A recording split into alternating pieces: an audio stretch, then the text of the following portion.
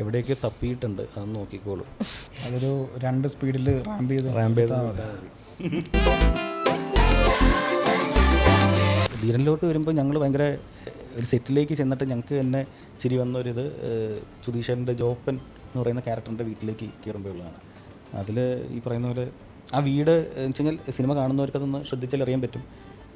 അത് നമ്മൾ തീരെ പ്രതീക്ഷിക്കാത്ത ഒരുപാട് സാധനങ്ങളുള്ളൊരു വീടാണ്. ആ വീട്ടിൽ ഇയാൾ മറ്റേ വാറ്റാനുള്ളതിൻ്റെ സാധനം വെച്ചിട്ടുണ്ട്, അല്ലെങ്കിൽ സ്റ്റെത്ത് വെച്ചാണ് നോക്കുന്നത്. ഓൺസെറ്റ് പൊതുവെയുള്ള എന്താ പറയുക കമ്മ്യൂണിക്കേഷനുകൾ ഞങ്ങൾക്ക് എളുപ്പമായിരുന്നു.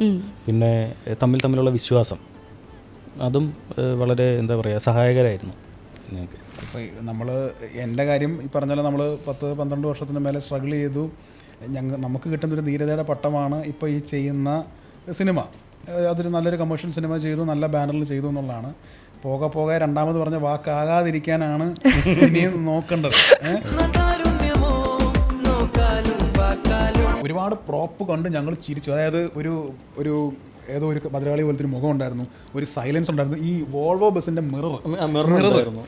കാരണം വെച്ച് കഴിഞ്ഞാൽ ഈ പറയുന്ന ഒരു ധീരനെ കാരണം ദൈവത്തിൻ്റെ നാട്ടിൽ തന്നെ ഉണ്ടായിരുന്ന ഒരു പയ്യൻ ധീരതയ്ക്കുള്ള മെഡൽ വാങ്ങിച്ചപ്പോൾ അയാളെ ന്യൂഡൽഹിയിലേക്ക് കൊണ്ടുപോയതും അവാർഡിന് കൊണ്ടുപോയതെല്ലാം അദ്ദേഹത്തിൻ്റെ അച്ഛനാണ്. ആ ഒറിജിനൽ ധീരൻ നമ്മുടെ സിനിമയിൽ അഭിനയിച്ചിട്ടുണ്ട്.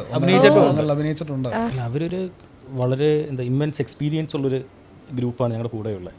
അവർ എന്താ പറയുക പല കാലഘട്ടത്തിലെ സിനിമയിലൂടെയൊക്കെ കടന്നു വന്നേക്കുന്ന ആൾക്കാരാണ്. അപ്പോൾ അവർ സെറ്റിലുള്ളപ്പോൾ ഞങ്ങൾക്കതൊരു സ്ട്രെങ്ത്താണ് ശരിക്കും പറഞ്ഞു കഴിഞ്ഞാൽ. ടു ബി ഓണസ്റ്റ്ലി ലൈക്ക് ബഹുജനം പലവിധം എന്നുള്ളതാണ്. ഇതിൽ കൂടുതലും ഒരു വളരെ മെച്യൂർഡായിട്ടുള്ള ജോക്സാണ്, വളരെ മെച്യൂർഡ് കോമഡികളുമാണ്. ഇങ്ങനൊരു സിനിമയിലേക്ക് വരുമ്പോൾ എന്താ പറയുക ഒരു ആസ് എ സിനിമാറ്റോഗ്രാഫർ ഞാൻ കൂടുതലും കോൺട്രിബ്യൂട്ട് ചെയ്തേക്കുന്ന കാര്യങ്ങൾ ഇതിൻ്റെ സ്പേസുകൾ എന്തായിരിക്കണം, ടെറൈൻ എന്തായിരിക്കണം, അതിൻ്റെ എങ്ങനെ യൂസ് ചെയ്യണം എന്നുള്ള കാര്യങ്ങളൊക്കെയാണ്.